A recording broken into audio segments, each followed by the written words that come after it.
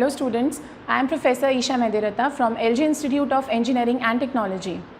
So in my previous video, I gave you an idea of what physics is all about. We had a general discussion of what physics is, but today we are going to discuss the brief of our subject, that is engineering physics. Starting with the subject, so it is offered in GTU Sem 1. Name is Physics 2. Subject code is 3110018. It is offered in Group 2 branches, and these branches include EC, IC, Computer, IT and ICT.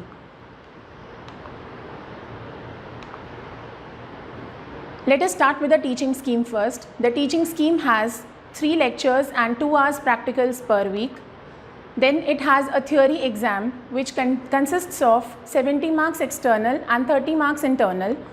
Then we have practical exam which again consists of 30 marks external and 20 marks internal. So the total of external and internal comes up to, that is theory plus practical, comes up to 150 marks. The total credits of the subject is 4.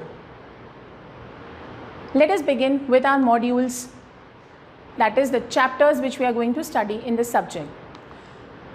Starting with our module number 1, that is electronic materials. In this chapter, we are going to study the basics of electronic devices. The first topic of the chapter is free electron theory.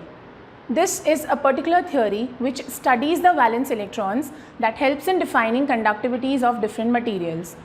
Moving on to energy band diagrams. Now, energy band diagrams, we are going to study the 3 important bands, that is valence, conduction and forbidden band, and this will help us classify the materials into conductors, insulators and semiconductors.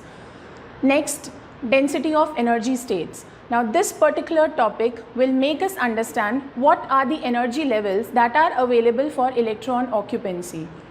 Then we have chronic Penne model. Now, we already know what is a forbidden band, but this particular model makes us understand what are allowed and forbidden energies for electrons.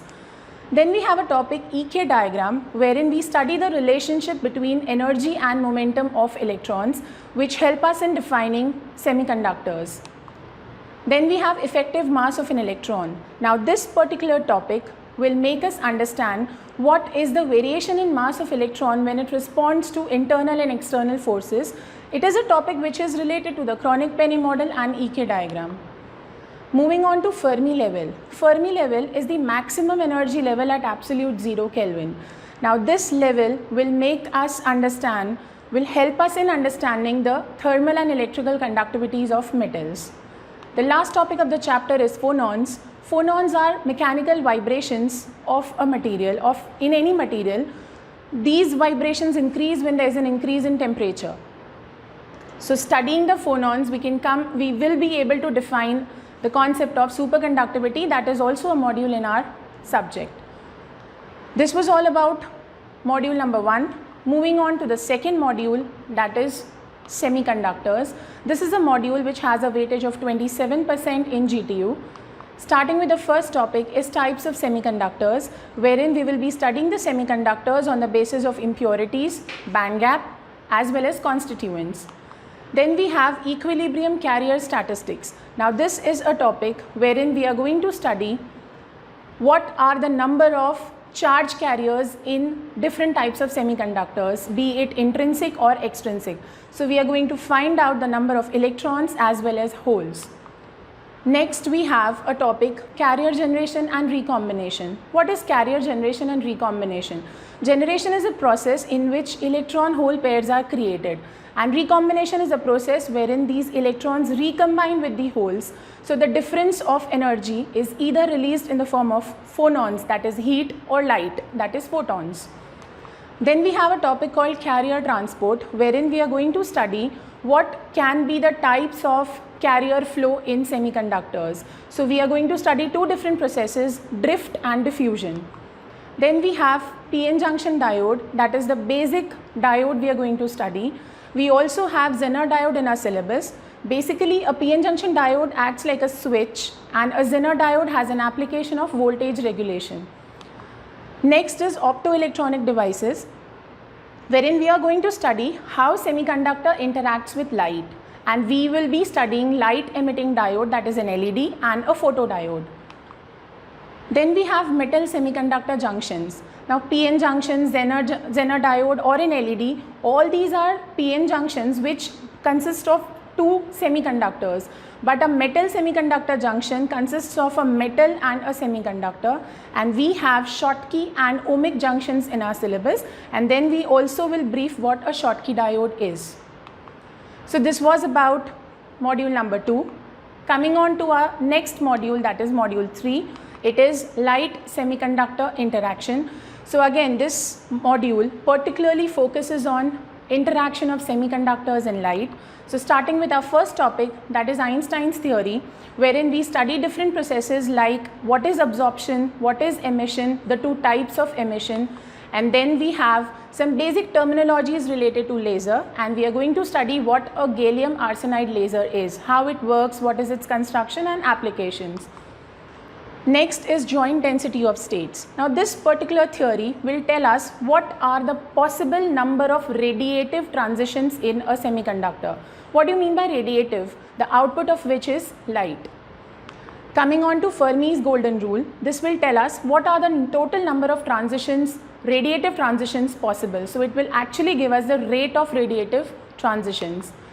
Coming on to photovoltaic effect. Photovoltaic effect is an effect wherein photons are absorbed and they are converted into electricity, and this is the basic principle of a solar cell. So here we are going to study what a solar cell is, how does it work, what is the construction, what are the applications of solar cell. Next we have Drude model. Now Drude model is an extension of the topic free electron theory that we have studied in the chapter number 1, that is module 1. And lastly we have exciton.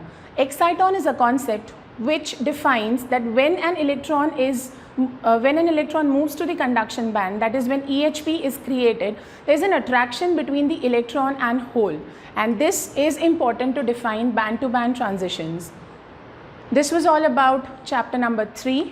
Moving on to the next one, that is measurements. Moving on to the next one, that is measurements. So measurements, the first topic we will study is a 4-probe method. We already have used a multimeter wherein we use two probes to measure what is the resistance value. This particular method is used to measure very small values of resistances. Next we have Van der Pol method, wherein we can find out very small values of resistances. We can also find out the doping type, whether your semiconductor is p-type or n-type. We can also find out the carrier concentration and mobility of charge carriers.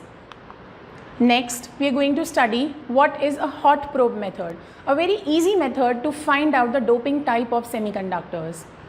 Next is capacitance voltage measurement, wherein we consider PN junction to work like a capacitor, and particularly in reverse bias condition we are going to study how the capacitance varies with the voltage. Then we have parameter extraction from diode IV characteristics. Generally what we do is we vary the voltage of a PN junction diode and accordingly the current is varied. But in this particular method we are doing the reverse pattern. We will be changing we will be varying the current, and accordingly we will study how voltage varies. This is important to find out the ideality factor, series resistance, as well as the saturation current of a PN junction diode. Moving on to the next one, that is DLTS. Deep level transient spectroscopy is particularly a method which is used to find out the defects, that is we call energy traps in a semiconductor.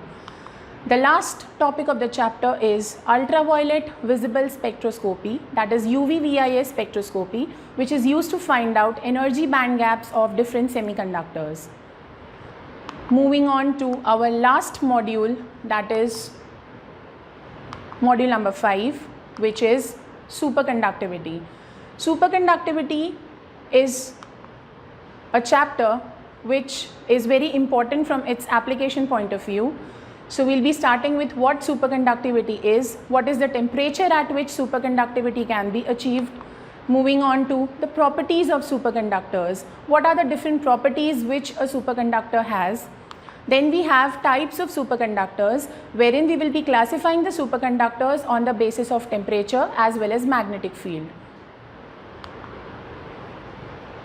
Then we have a very important concept called BCS theory, which stands for Bardeen, Cooper and Schrieffer theory. Now this is a theory which is known as the basic mechanism of superconductivity, which defines how a superconductor works. Then moving on to the next one, that is London penetration depth. Now superconductors are materials which behave like a diamagnetic material. So this is an important topic to make us understand how they behave as diamagnets. Then we have the applications of superconductors, that is our last topic, wherein we are going to study what is magnetic levitation. We will be studying how a maglev train works. We also have squid, Josephson junction and cryotron that works like a switch. So all these are the applications which work at very, very low temperatures. So this was just a glimpse of our syllabus. We will be starting with our module in our coming video. Thank you.